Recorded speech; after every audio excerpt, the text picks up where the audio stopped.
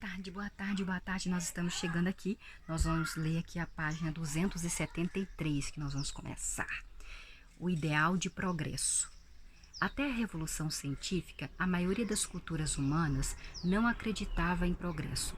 Elas pensavam que a Era de Ouro estava no passado e que o mundo estava estagnado.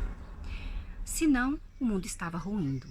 A adesão estrita à sabedoria das eras poderia talvez trazer de volta os bons velhos tempos.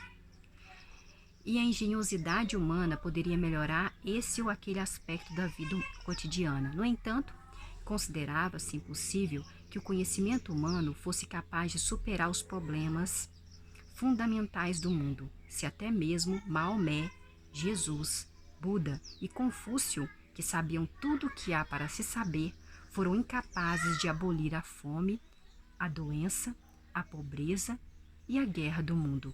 Como poderíamos esperar fazer isso? Muitos credos sustentavam que algum dia um Messias apareceria e colocaria fim a todas as guerras, a fome e até mesmo a própria morte. Mas a noção de que a humanidade pudesse fazer isso adquirindo novos conhecimentos, inventando novas ferramentas, era menos do que risível, era arrogante. A história da Torre de Babel, a história de Ícaro, a história de Golemon e a história de incontáveis outros mitos ensinavam às pessoas que qualquer tentativa de ir além das limitações humanas inevitavelmente levaria à frustração e ao desastre. Quando a cultura moderna admitiu que havia muitas coisas importantes que ainda não sabíamos, ou quando a admissão da ignorância se casou com a ideia de que as descobertas científicas poderiam nos dar novas capacidades, as pessoas começaram a suspeitar que o progresso real poderia ser possível. Afinal, à medida que a ciência começou a resolver um problema insolúvel atrás de outro, muitos se convenceram de que a humanidade poderia superar todo e cada um dos problemas que aflige, adquirindo e aplicando novos conhecimentos. A pobreza, a doença, a guerra, a fome, a velhice e a própria morte não eram o destino inevitável da humanidade. Eram simplesmente fruto da nossa ignorância. Um exemplo famoso é o relâmpago. O famoso relâmpago. Muitas culturas acreditavam que o relâmpago fosse o martelo de um deus furioso, usado para punir os pecadores.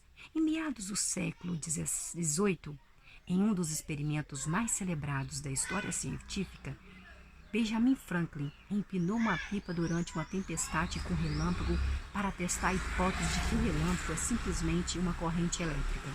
As observações empíricas de Franklin, somadas ao conhecimento sobre as características da energia elétrica, lhe permitiram inventar o para-raios e desarmar deuses. A pobreza é outro exemplo. Muitas culturas viam a pobreza como parte inescapável deste mundo imperfeito.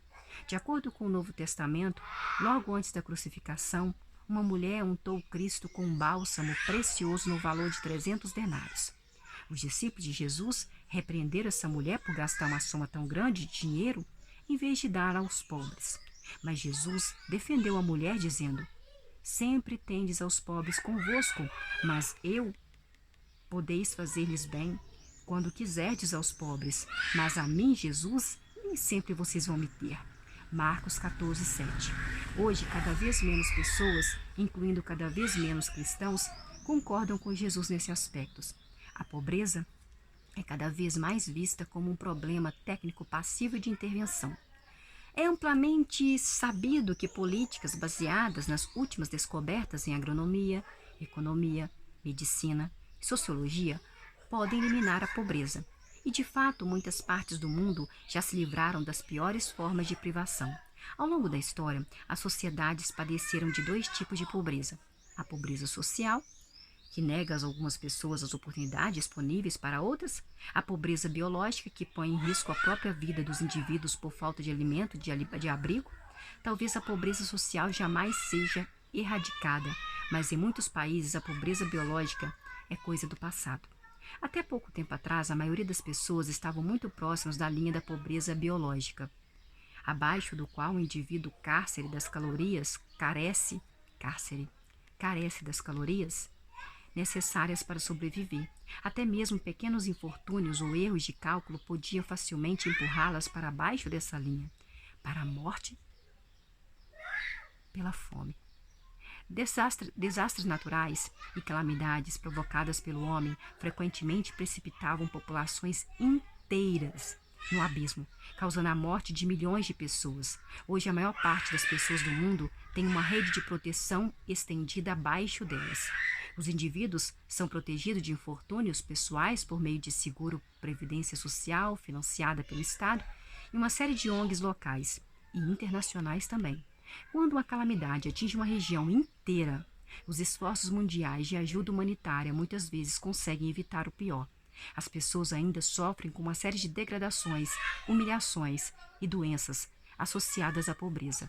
Mas na maioria dos países ninguém está morrendo de fome. Na verdade, em muitas sociedades, há mais pessoas correndo o risco de morrer de obesidade do que de fome.